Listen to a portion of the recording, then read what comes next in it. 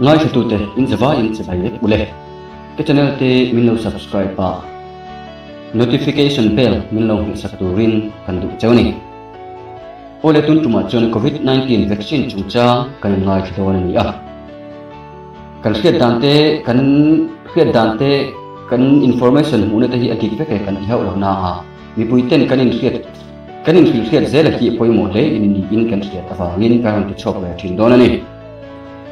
hei mizoram a covid-19 vaccine kanan la ta a mi azat ve ai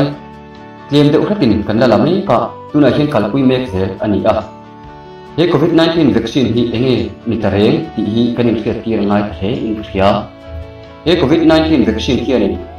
kan taksa a alu chi hianin taksaral veng tu spai chu zukti thawin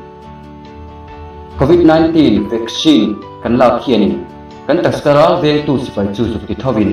covid-19 strict virus aron lu chi khanin do thei turin an siam a tuna kan fitlang kan ve thin hi siam dang lamin he covid-19 strict ang tak hian an siama chu kan taksaral veng tu sipai ten lo ka thiamin an lo do thei pha ta ani nima sela he vaccine hi za proof na ala om lova aman mo tha kum to em wangin kanin pe mop chu ani mai ani he covid-19 vaccine hi la su la ro ka ti hau lo na nga nangma chele thriat na a in ha thui tak ani ti ero hriat angai ni he covid-19 vaccine hianin kan taksa a ralveng tu spai chu zukti chakin azuk ki thawa information an hama chudi chuanin covid-19 virus aron lu che khani anin siang dang namin an lo do thei tura mai ani he covid-19 vaccine hi kan taksa in tin nge side effect anai don ti hi hriat ani mi alawa tin za kan taksa in ala om lawani ti proof na po om lawani amai ro chu tu na hit adam do chaber kan na mu cho chu ani awangin lak zel chu alangai ti lak zel ero alangai ni covid-19 vaccine hianin he thar danglam tak lo chuak hi asiam ni ti hi angai to de taila he covid-19 vaccine kan la hianin kan taksaral veng tu spaite ati danglamin ni virus danglam tak kan taksa a kan ani awangin he vaccine hianin vaccine la ta hi khungkrang ani siro wangin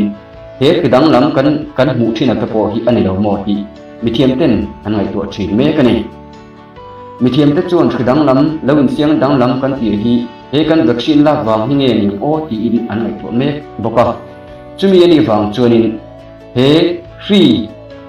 vaccine hianin kan taksa a ngong thalo anai thayang ti te po angai to me kani India rama ngai po mithi he vaccine la ka wanga mithi proof om to a masala vaccine ti chu a hobik anom thaya khatia khachorin khiathiam te po khiathiam na sa tak kan nai po anga eme amai ro chopoi mo te bera chu he vaccine kan la khianin khidang lam hi asiam ni lo mo ti hi apoi mo ale ngai tuna po mizorama khidang lam tak aron lut le to a ai siang dam lam chu mizorama ngai po mu alo ni le to ni in information kan dona chuan asoya heng thilte ni ta ka wang hianin he vaccine hianin he hi atidang lam mai ani lo mo ti te po hi min ngai tu chotir sela kan du le a he covid-19 vaccine hi a ai dam do tha ala mi lo wangin an la ve phot te po a thai hi a amai ro chu mi thiam ta hianin zir chiangin ngai tu chiang deu selang zam a tha in a hriat ani hi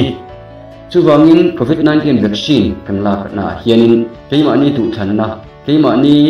chele thriat na mangala mai tu ani a sarkar pon min tilin thei lawa man minimal zalen na anga tui le ani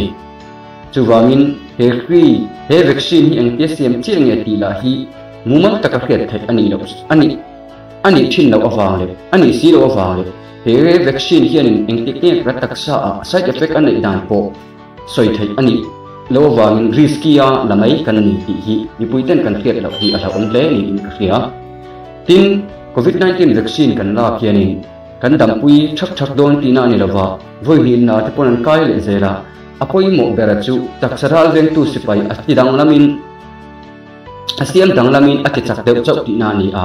he hian engtin nge kan taksa side effect nakina engtin nge anai ze rang ti ero chu tu ma kan dakhsi ri law ani hi